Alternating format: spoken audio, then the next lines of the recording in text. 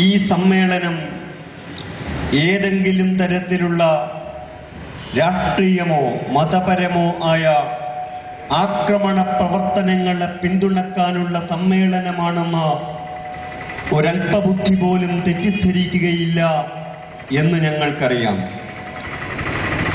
രാഷ്ട്രീയ കൊലപാതകങ്ങളും ആക്രമണങ്ങളും നിത്യപരിചയമായിട്ടുള്ള ഈ കണ്ണൂർ ജില്ലയുടെ തന്നെ ചക്കരക്കല്ലിൽ ഇപ്പോൾ CPIM-ഉം BJP-യും തമ്മിലുള്ള രാഷ്ട്രീയ സംഘട്ടനങ്ങൾ നടന്നുകൊണ്ടിരിക്കുന്നു എന്നാണ് എൻ്റെ അറിവ്.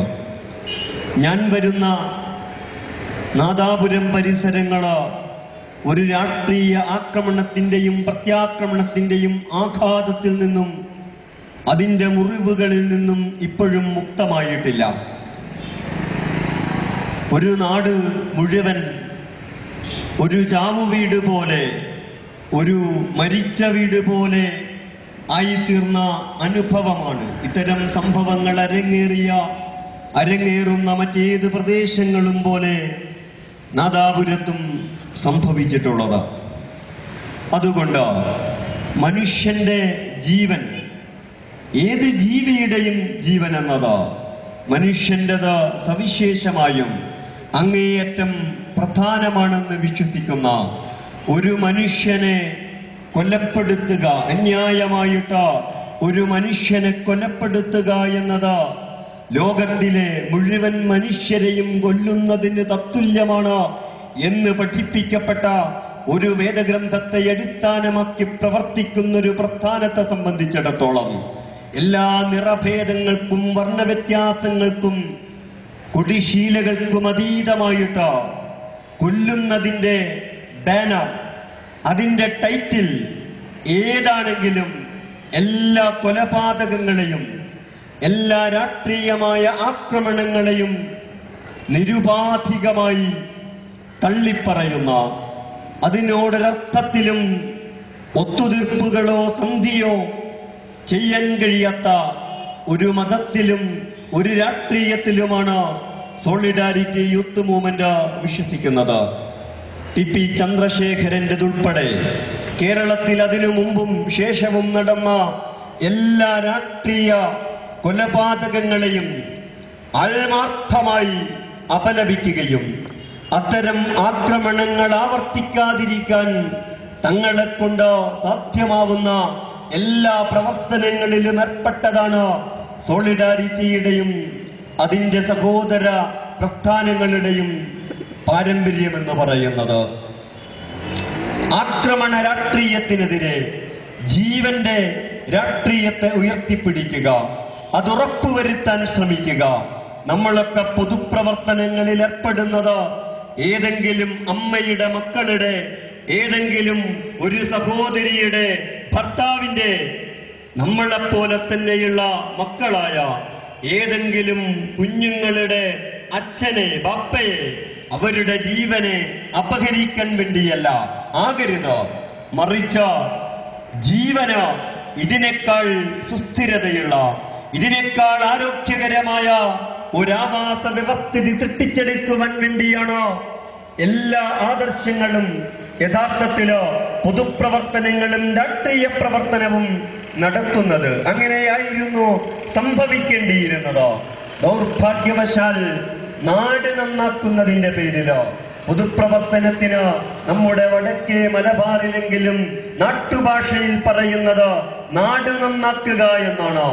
ഈ നാട് നന്നാക്കുന്നതിന്റെ പേരിലോ അതിന്റെ പേരിൽ നമ്മൾ പടുത്തുയർത്തിയ പ്രസ്ഥാനങ്ങളുടെ പേരിലും ചെലവിലും അതിനെ നിമിത്തമായിട്ടോ അത് കാരണമായി ഒരുപാട് അമ്മമാർക്ക് മക്കൾ നഷ്ടപ്പെടുന്ന, ഒരുപാട് മക്കൾക്ക് അച്ഛന്മാരെ നഷ്ടപ്പെടുന്ന ദുരവസ്ഥ കേരളത്തിൽ അടിക്കടി ആവർത്തിച്ചു കൊണ്ടിരിക്കുകയാണ്.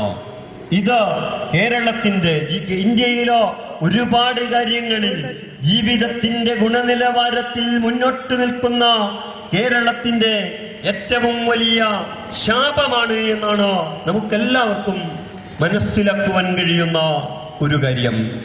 അതുപോലെ തന്നെ സായുധമായ എല്ലാ രാഷ്ട്രീയ പ്രവർത്തനങ്ങളും അത് സോളിഡാരിറ്റി പ്രതിനിധീകരിക്കുന്ന ഇസ്ലാമിന്റെ പേരിലും അടിത്തറയിലുമുള്ളതാണെങ്കിലും അതിനെ അങ്ങേയറ്റം എതിർക്കുകയും തള്ളിപ്പറയുകയും ചെയ്യുന്ന അതിന്റെ പൊള്ളത്തരം മുസ്ലിം സമൂഹത്തെയും പൊതുസമൂഹത്തെയും നിരന്തരം പഠിപ്പിക്കാൻ അതിനെതിരായ വിദ്യാഭ്യാസം, മതപരവും രാഷ്ട്രീയവുമായ വിദ്യാഭ്യാസം സമൂഹത്തിന് നൽകുവാൻ രാപ്പകൽ അധ്വാനിക്കുന്ന ഒരു പ്രസ്ഥാനമാണ് സോളിഡാരിറ്റി യൂത്ത് മൂവ്മെന്റ്. ആയുധം കയ്യിലെടുത്തിട്ട് നമുക്ക് ഒരു വിപ്ലവവും സൃഷ്ടിക്കാൻ കഴിയില്ല. പ്രമുഖ ചിന്തകനായ തോറോ പറഞ്ഞതുപോലെ നിങ്ങൾക്ക് അമ്പെടുത്ത് അല്ലെങ്കിൽ വെടിവെച്ചിട്ട് ഒരു പക്ഷിയെ വീഴ്ത്തുവാൻ കഴിയും. ഒരു പക്ഷിയുടെ തൊക്കുകൊണ്ട് നിങ്ങൾക്കൊരു പക്ഷിയുടെ ശരീരം ലഭിച്ചേക്കും.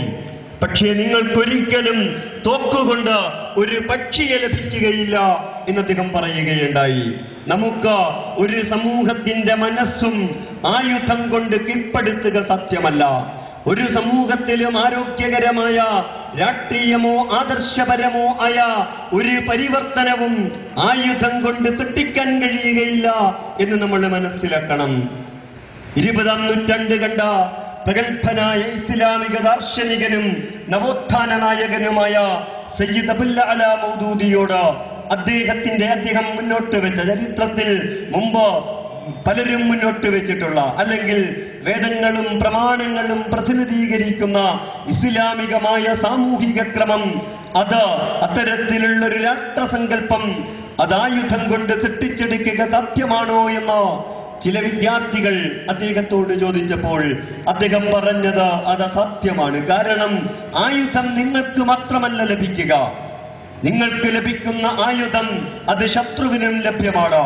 ആയുധത്തിന്റെ ബലത്തിൽ നിങ്ങൾ ഒരു രാഷ്ട്രീയ ക്രമം സൃഷ്ടിച്ചെടുത്താൽ അത് സംരക്ഷിക്കുവാൻ അതിനേക്കാൾ കൂടുതൽ ആയുധത്തിന്റെ ബലം നിങ്ങൾ ഉപയോഗിക്കേണ്ടി വരും എന്ന് മാത്രമല്ല, അതിനേക്കാൾ ആയുധം ഉപയോഗിച്ചാൽ അതിനെ അട്ടിമറിക്കുവാനും സാധിക്കും. അങ്ങനെ നിങ്ങളുടെ നാട് ആക്രമണത്തിന്റെയും പ്രത്യാക്രമണത്തിന്റെയും വിപ്ലവത്തിന്റെയും പ്രതിവിപ്ലവത്തിന്റെയും ഒരു കളിത്തൊട്ടിലായിട്ട് ഒരു രംഗഭൂമിയായിട്ട് മാറും എന്ന് മാത്രമല്ല, അദ്ദേഹം പിന്നെയും പറയുന്നു, ആയുധത്തിലൂടെയുള്ള ഇത്തരം പ്രവർത്തനങ്ങൾ, സായുധമായ പ്രവർത്തനങ്ങൾ, അത് യഥാർത്ഥത്തിൽ മനസ്സുകൾക്കകത്ത് പ്രവർത്തിച്ചുകൊണ്ടുള്ള ആരോഗ്യകരവും സുസ്ഥിരവുമായ ഒരു സാമൂഹിക രാഷ്ട്രീയ മാറ്റത്തിന് തടസ്സം സൃഷ്ടിക്കുന്നതാണ്. മൂന്നാമതായിട്ട് അദ്ദേഹം പറഞ്ഞു, നിങ്ങൾ നിങ്ങളുടെ പ്രവർത്തകരെ ആയുധമെടുക്കുവാൻ അനുവദിച്ചാൽ ആ ആയുധം അത് മതപരവും രാഷ്ട്രീയവുമായ നിങ്ങളുടെ എതിരാളികൾക്കെതിരെ മാത്രമല്ല ഉപയോഗിക്കപ്പെടുക. ആദ്യഘട്ടത്തിൽ അത് എതിരാളികൾക്ക് നേരെ പ്രയോഗിക്കപ്പെടുമെങ്കിൽ അടുത്ത ഘട്ടത്തിൽ അത് സംഘടനക്കകത്ത്, പാർട്ടിക്കകത്ത്, പ്രസ്ഥാനത്തിനകത്തുള്ള എതിരഭിപ്രായമുള്ളവരുടെ നെഞ്ചിലേക്കും ഉപയോഗിക്കപ്പെടും.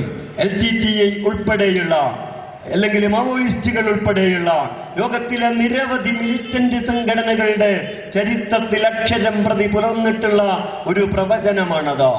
ലോകത്ത് മിലിറ്റന്റ് ഓർഗനൈസേഷനുകൾ അത്രയൊന്നും പ്രബലമായിട്ടില്ലാത്ത കാലത്താണ് അദ്ദേഹം അത് പറഞ്ഞത്.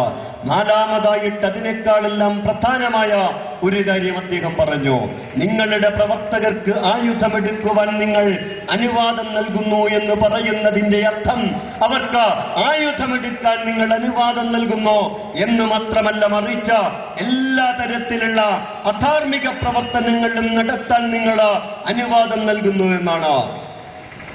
കള്ളക്കടത്ത് ലോബികളുമായിട്ട് ഒത്തുചേർന്ന് പ്രവർത്തിക്കാൻ, മദ്യം മയക്കുമരുന്ന് മാഫിയകളുമായിട്ട് ഒരുമിച്ച് പ്രവർത്തിക്കുവാൻ, കളവ് പറയാൻ, ആക്രമണങ്ങൾ നടത്താൻ, ഇങ്ങനെ ദൈവനിശ്ചിതമായ എല്ലാ ധാർമ്മികതയുടെ പരിധികളും ലംഘിക്കുവാൻ നിങ്ങൾ നിങ്ങളുടെ കാഡറുകൾക്ക് അനുവാദം നൽകുന്നു എന്നാണ് അതിന്റെ അർത്ഥമെന്നുകൂടി നിങ്ങൾ മനസ്സിലാക്കണമെന്ന് കാന്തദർശിയും ദാർശനികനുമായ ആ നവോത്ഥാന നായകൻ പറയുകയുണ്ടായി.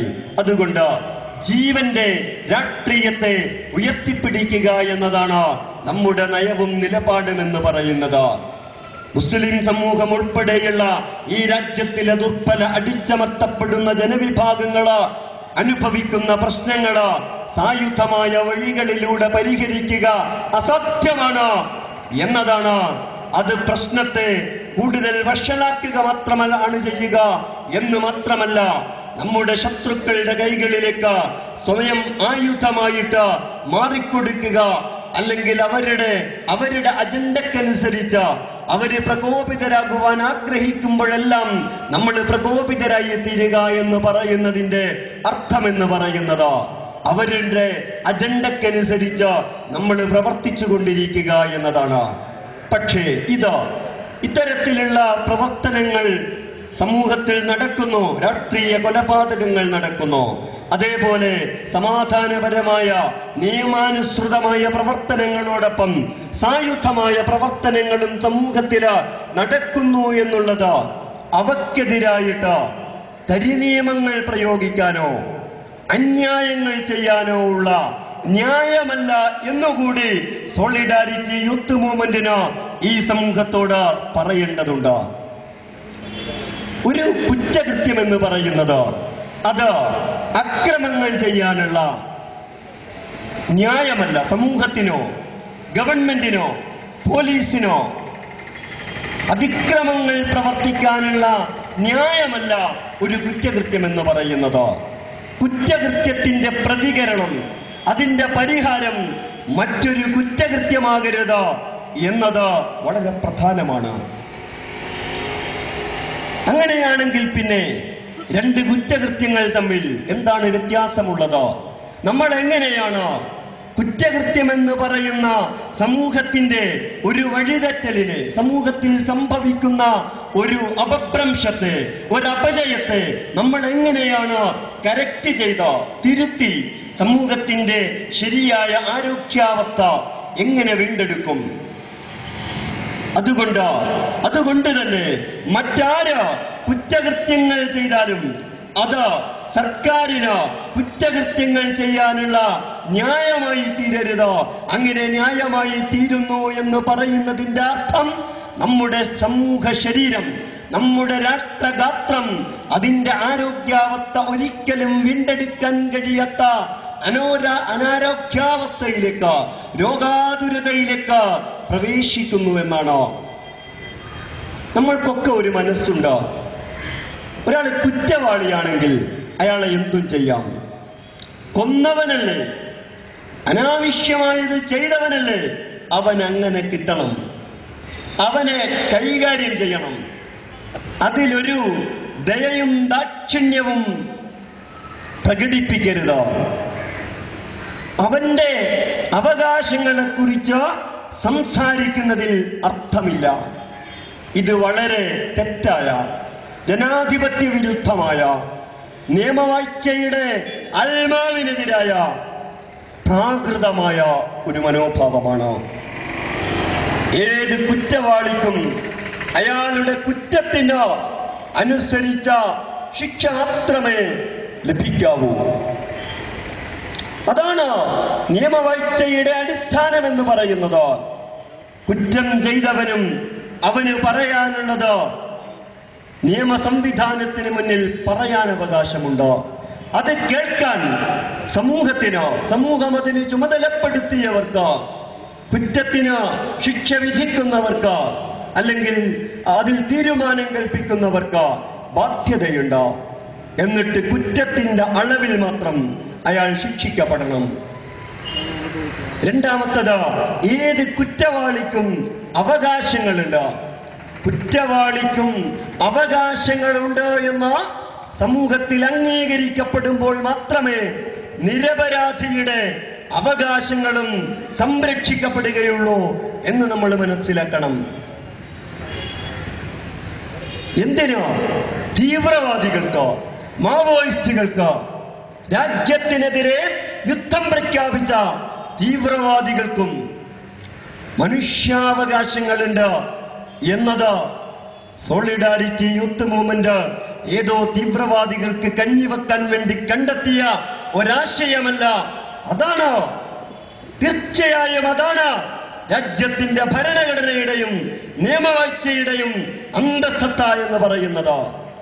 അല്ലെങ്കിൽ തീവ്രവാദികൾ എന്ന് പറയുന്നവരെ പോലീസുകാർക്ക് എവിടെയെങ്കിലും വെച്ച് വെടിവെച്ച് കൊന്നിട്ട് ഞങ്ങൾ അവരെ തട്ടിക്കളഞ്ഞിരിക്കുന്നു എന്ന് പറഞ്ഞാൽ മതിയല്ലോ. അത് നിയമവിരുദ്ധമാണ്. ഏത് തീവ്രവാദിക്കും അവകാശങ്ങളുണ്ട്, തീവ്രവാദിക്കും മനുഷ്യാവകാശങ്ങളുണ്ട് എന്നത് വളരെ പ്രധാനമായി നമുക്ക് ഉന്നയിക്കേണ്ടി വരുന്നത് രണ്ട് കാരണത്താലാണ്. ഒന്ന്, അവർക്കും അവകാശങ്ങളുണ്ട്. ഭരണകൂടത്തിന് അവരുടെ അവകാശങ്ങൾ വകവെച്ചു കൊടുത്തുകൊണ്ട് നിയമാനുസൃതമായി മാത്രമേ അവരെ നേരിടാൻ അധികാരമുള്ളൂ. ഇല്ലെങ്കിൽ അതൊരു കൗണ്ടർ ടെററിസം മാത്രമാണ്. അവർ നിയമം കയ്യിലെടുക്കുന്നു, സർക്കാരും നിയമം കയ്യിലെടുക്കുന്നു. ഇവർ തമ്മിൽ എന്താണ് വ്യത്യാസം? രണ്ട് ടെററിസങ്ങൾ മാത്രമാണത്.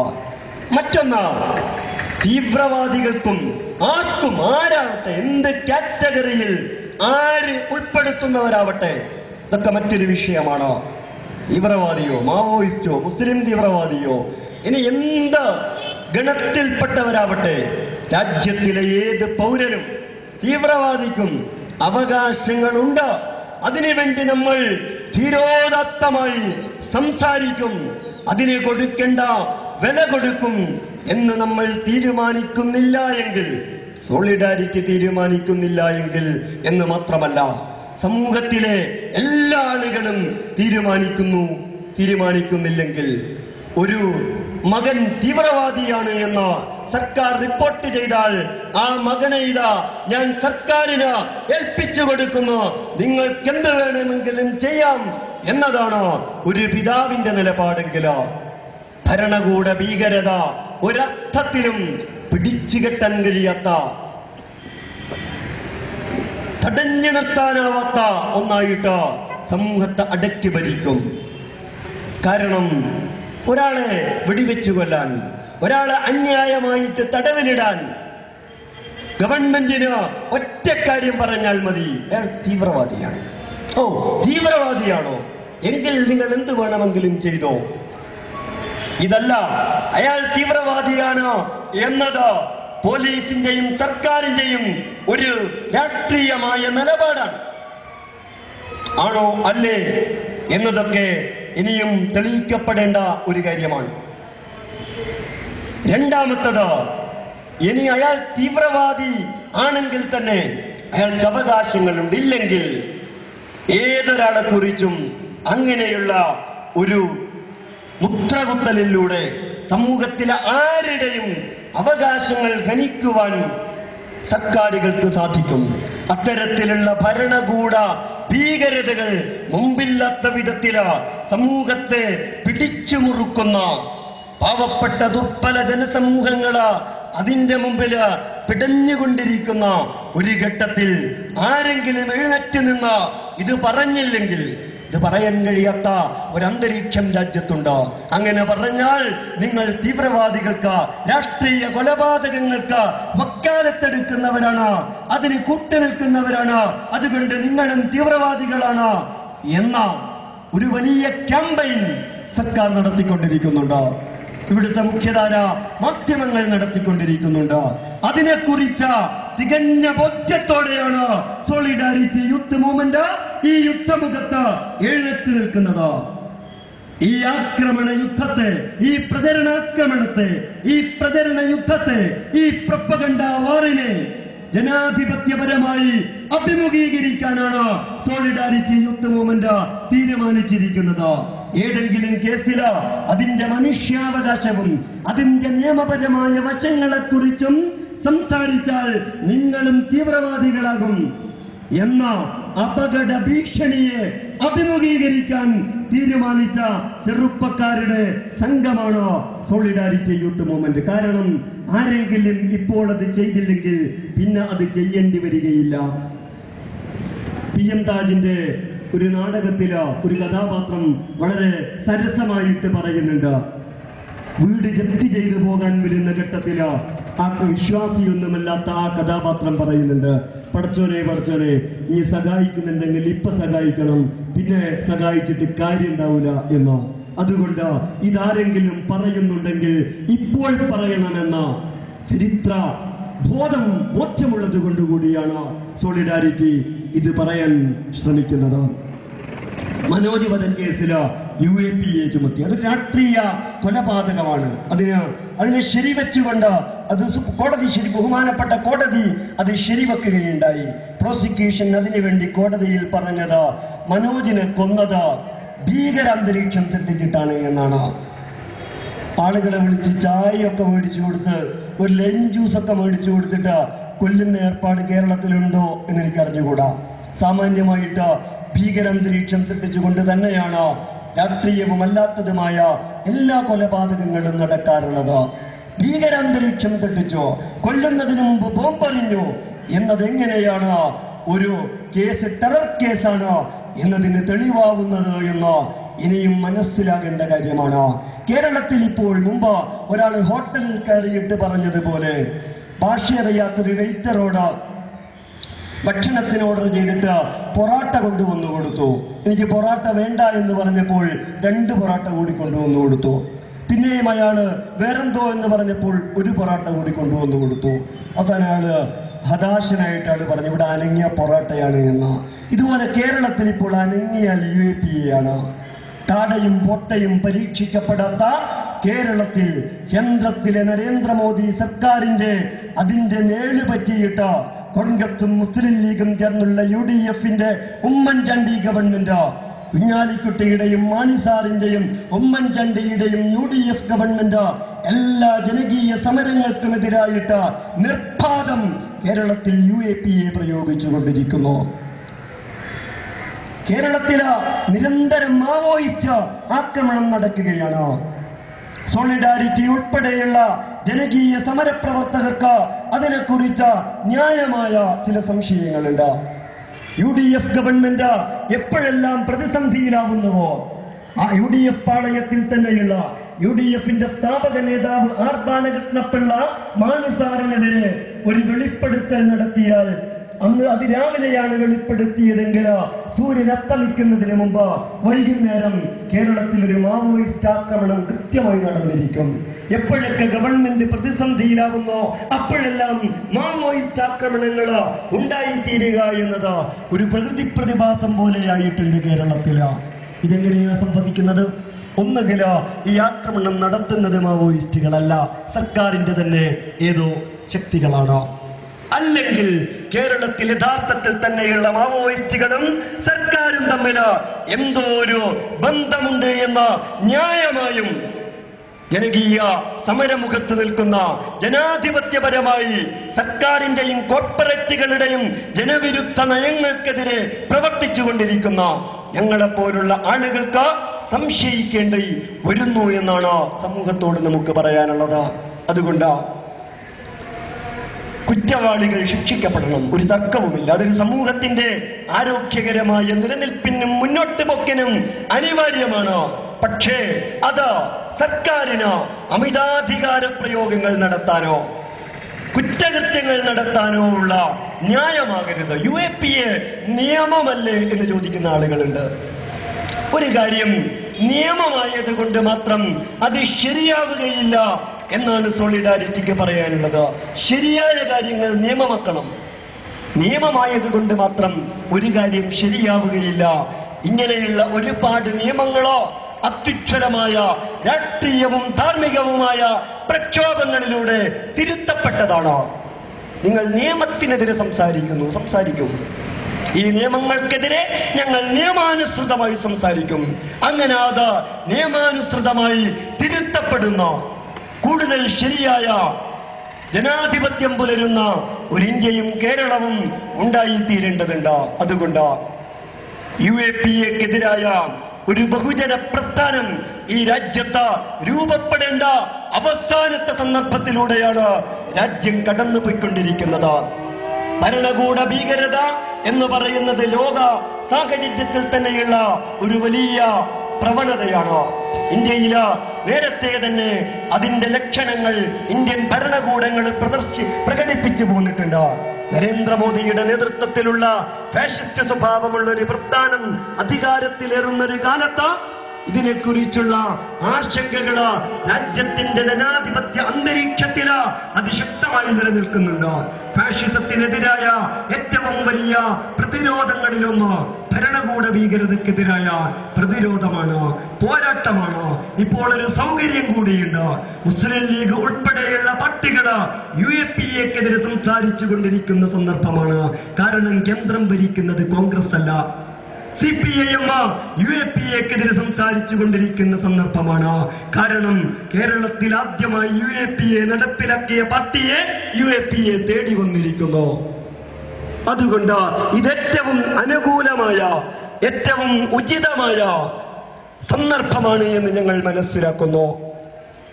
കരിനിയമങ്ങൾക്കെതിരെ രാജ്യവ്യാപകമായി ഒരു വലിയ ദേശീയ പ്രസ്ഥാനം തന്നെ, ഒരു മൂവ്മെന്റ് ഉയർന്നു വരേണ്ട സന്ദർഭമാണിത്. നമ്മൾക്കിടയിലുള്ള എല്ലാ അഭിപ്രായ വ്യത്യാസങ്ങളും അത് നിലനിർത്തിക്കൊണ്ട് തന്നെ, അത് മാറ്റിവെച്ചുകൊണ്ടെന്ന് ഞാൻ പറയുന്നില്ല, അത് നിലനിർത്തിക്കൊണ്ട് തന്നെ നമ്മൾ വ്യത്യസ്തരായിരിക്കെ തന്നെ കരിനിയമങ്ങൾ ഇല്ലാത്ത ഒരു ഇന്ത്യ കെട്ടിപ്പടുക്കുവാനുള്ള ഒരു ദേശീയ പ്രസ്ഥാനത്തില് ഇന്നാട്ടിലെ എല്ലാ രാഷ്ട്രീയ പ്രസ്ഥാനങ്ങളും മതസംഘടനകളും സാമൂഹിക പ്രവർത്തകരും അണിനിരക്കണമെന്നാണ് സോളിഡാരിറ്റി യൂത്ത് മൂവ്മെന്റിന് പറയാനുള്ളത്. ഇത് രാജ്യത്തിന്റെ ജനാധിപത്യവും സ്വാതന്ത്ര്യവുമായി ബന്ധപ്പെട്ട വളരെ നിർണായകവും അടിയന്തരവുമായ ഒരു വിഷയമാണ്. നിങ്ങൾക്ക് പരപ്പനങ്ങാടിയിലെ സക്കരിയയെ അറിയാം. പക്ഷേ ആ സക്കരിയയോടൊപ്പം തിരൂർ ടൗൺഷിപ്പില് ജോലി ചെയ്ത താനൂരുള്ള അൻവറിനെ നിങ്ങൾക്കറിയാൻ സാധ്യതയില്ല. ഇനി ഞാനും വേദിയിലിരിക്കുന്ന സാദിഖ് സാഹിബും കൂടി താനൂരിൽ പോയപ്പോൾ അൻവർ എന്ന് പറയുന്ന ആ ചെറുപ്പക്കാരനെ കണ്ടുമുട്ടി. അൻവർ പറഞ്ഞത്, സക്കരിയെ തിരൂരിൽ നിന്ന് അറസ്റ്റ് ചെയ്ത് കൊണ്ടുപോകുമ്പോൾ അൻവർ അവന്റെ അടുത്ത തിരൂര് ബസാറില് ജോലി ചെയ്യുന്നുണ്ടായിരുന്നു, കച്ചവടം ചെയ്യുന്നുണ്ടായിരുന്നു. പോലീസുകാര് വന്ന് ഒരു കമ്പ്യൂട്ടറൊക്കെ എടുത്തുകൊണ്ടു പോകുന്ന മാതിരി സക്കരിയെ പിടിച്ച് ചുരുട്ടി ആ വണ്ടിയിലേക്ക് എറിഞ്ഞിട്ട് കൊണ്ടുപോയപ്പോൾ മർച്ചന്റ്സ് അസോസിയേഷന്റെ ആളുകള് തിരൂർ പോലീസുമായിട്ട് ബന്ധപ്പെട്ടു. പോലീസ് പറഞ്ഞു, ഞങ്ങളുടെ കയ്യിൽ വിവരമില്ല, വേറെ ഏതെങ്കിലും പോലീസ് സ്റ്റേഷനിൽ നിന്നോ എവിടെ നിന്ന് വന്നിട്ട് അറസ്റ്റ് ചെയ്യുകയാണെങ്കിലും ലോക്കൽ പോലീസിന് വിവരം തരാറുണ്ട്, ഞങ്ങളുടെ കയ്യിൽ വിവരമില്ല. പക്ഷെ അവര് നിരന്തരം ബന്ധപ്പെട്ടപ്പോൾ രാത്രിയായപ്പോൾ അവര് വിവരം കൊടുത്തു, ATS ആന്റി ടെററിസ്റ്റ് സ്ക്വാഡാണ് അറസ്റ്റ് ചെയ്തത്, കർണാടകയിൽ നിന്ന് വന്നവരാണ് അറസ്റ്റ് ചെയ്യുന്നത്. എന്നിട്ട് ആ തിരൂർ CI ഒരു സതുപദേശം കൂടി അവർക്ക് കൊടുത്തു, നിങ്ങൾ അതിന്റെ പിന്നാലെ നടക്കണ്ട, അത് അത്ര നല്ലതല്ല, അറസ്റ്റ് ചെയ്തത് ATS ആണ്. ATS ആരാണെന്ന് നിങ്ങൾക്കറിയുമോ? നിങ്ങളെ വേണമെങ്കിൽ ഒരു എൻകൗണ്ടർ ലിസ്റ്റിൽ ഉൾപ്പെടുത്തിയിട്ട് എവിടെയെങ്കിലും കൊണ്ടുപോയി വെടിവെച്ച് കൊല്ലുവാൻ അധികാരമുള്ള പോലീസാണത്. അതുകൊണ്ട് അതിന്റെ പിന്നാലെ നടക്കേണ്ടതില്ല. ഈ പോലീസ് രാജാണ് രാജ്യത്ത് അവസാനിക്കേണ്ടത്. ആരുടെ മേൽ UAPA ചുമത്തണം, ഇത് ഭരണകൂടം തീരുമാനിക്കുന്നതാണ്. അതുകൊണ്ട് ഭരണകൂടത്തിന് ഒരു സന്ദർഭത്തിൽ ഇഷ്ടമില്ലാത്ത ആർക്കെതിരെയും എടുത്തു വീശാൻ കഴിയുന്ന ഒരു ഉറുമിയാണത്. എല്ലാ പൗരാവകാശങ്ങളും നിഷേധിക്കുന്ന അടിയന്തരാവസ്ഥയാണത്. അടിയന്തരാവസ്ഥയെ ചെറുത്തു തോൽപ്പിച്ച പോരാട്ടങ്ങളിലൂടെയും തെരഞ്ഞെടുപ്പിലൂടെയും അടിയന്തരാവസ്ഥയെ തോൽപ്പിച്ച ജനാധിപത്യത്തിന്റെ പാരമ്പര്യമുള്ള ഒരു രാജ്യത്ത് കരിനിയമങ്ങളെയും അത്യുജ്വലമായ ജനാധിപത്യ പോരാട്ടങ്ങളിലൂടെ പരാജയപ്പെടുത്തുവാൻ നമുക്ക് സാധിക്കേണ്ടതില്ല. ജനകീയ സമരങ്ങൾക്ക് നേരെ രാജ്യദ്രോഹ കുറ്റവും കരിനിയമങ്ങളും പ്രയോഗിക്കുമ്പോൾ നമ്മൾ സമൂഹത്തിൽ ഉത്തരവാദിത്തമുള്ളവരോട്, രാഷ്ട്രീയ പാർട്ടികളോട് നമ്മൾ പറയാറുണ്ട്. കൂടംകുളത്തെ ഇവിടെ അനുസ്മരിക്കപ്പെട്ട സമരത്തില് രാജ്യദ്രോഹ കുറ്റം ചുമത്തിയപ്പോൾ ഇടതുപക്ഷം ഉൾപ്പെടെയുള്ള നമ്മളുടെ സുഹൃത്തുക്കളോടൊന്ന് നമ്മൾ പറഞ്ഞിരുന്നു, ആണവ റിയാക്ടറിനെ കുറിച്ച് നിങ്ങളുടെ നിലപാട് എന്തു തന്നെയാണെങ്കിലും സമാധാനപരമായി സമരം ചെയ്ത കൂടംകുളത്തെ ഇടന്തിക്കരയിലെ SP ഉദയകുമാറിന്റെ നേതൃത്വത്തിലുള്ള മത്സ്യത്തൊഴിലാളികൾക്ക് നേരെ, ആ 20,000 മത്സ്യബന്ധന തൊഴിലാളികൾക്ക് നേരെ കരിനിയമങ്ങൾ അല്ലെങ്കിൽ രാജ്യദ്രോഹ കുറ്റം ചുമത്തുമ്പോൾ അതിനെതിരെ പ്രതികരിക്കേണ്ട നൈതികവും രാഷ്ട്രീയവുമായ ബാധ്യത നിങ്ങൾക്കുണ്ട്. ഇല്ലെങ്കിൽ നാളെ അത് നിങ്ങളെയും തേടി വരും. അതുകൊണ്ട് UAPA-ക്കെതിരായ, അസ്പക്കെതിരായ ശർമിള കഴിഞ്ഞ 14 കൊല്ലമായിട്ട് ലോക ചരിത്രത്തിൽ തുല്യതകളില്ലാത്ത രീതിയിൽ മഹാശ്വതാദേവി പറഞ്ഞതുപോലെ ഈ നൂറ്റാണ്ട് അറിയപ്പെടാൻ പോകുന്നത് ആ പെൺകുട്ടിയുടെ പേരിലായിരിക്കും. അതുകൊണ്ട് ഈ പോരാട്ടത്തെ പിന്തുണക്കണമെന്നോ, ഇത് സോളിഡാരിറ്റിയുടെ മാത്രം ശബ്ദമാവരുതെന്നോ, ഇത് CPIM-ന്റെ ശബ്ദമാവണമെന്നോ, ഇത് ഇന്ത്യൻ യൂണിയൻ മുസ്ലിം ലീഗിന്റെ ശബ്ദമാകണമെന്നോ, ഇത് ഇന്ത്യൻ നാഷണൽ കോൺഗ്രസ് അജണ്ടയാകണമെന്നോ, ഇവിടുത്തെ വിദ്യാർത്ഥി പ്രസ്ഥാനങ്ങളുടെ, യുവജന പ്രസ്ഥാനങ്ങളുടെ, മതസംഘടനകളുടെ എല്ലാവരുടെയും അജണ്ടയായി തീരണമെന്നോ ഞങ്ങളുടെ ആഗ്രഹം സമൂഹവുമായി പങ്കുവെച്ചുകൊണ്ട് കരിനിയമങ്ങളില്ലാത്ത എല്ലാ മനുഷ്യരുടെയും കുറ്റവാളികളുടേതുൾപ്പെടെ അന്തസ്സും അവരുടെ അവകാശങ്ങളും സംരക്ഷിക്കപ്പെടുന്ന നിയമം പുലരുന്ന ഒരു ഇന്ത്യയെക്കുറിച്ചുള്ള ശുഭപ്രതീക്ഷകള് സദസ്സുമായി പങ്കുവെച്ചുകൊണ്ട് ഈ പോരാട്ട സമ്മേളനം ഉദ്ഘാടനം ചെയ്തതായി അറിയിച്ചുകൊണ്ട് വാക്കുകൾ അവസാനിപ്പിക്കുന്നു. നിങ്ങൾക്ക് അഭിവാദ്യങ്ങൾ. ദൈവത്തിന് സ്തുതി.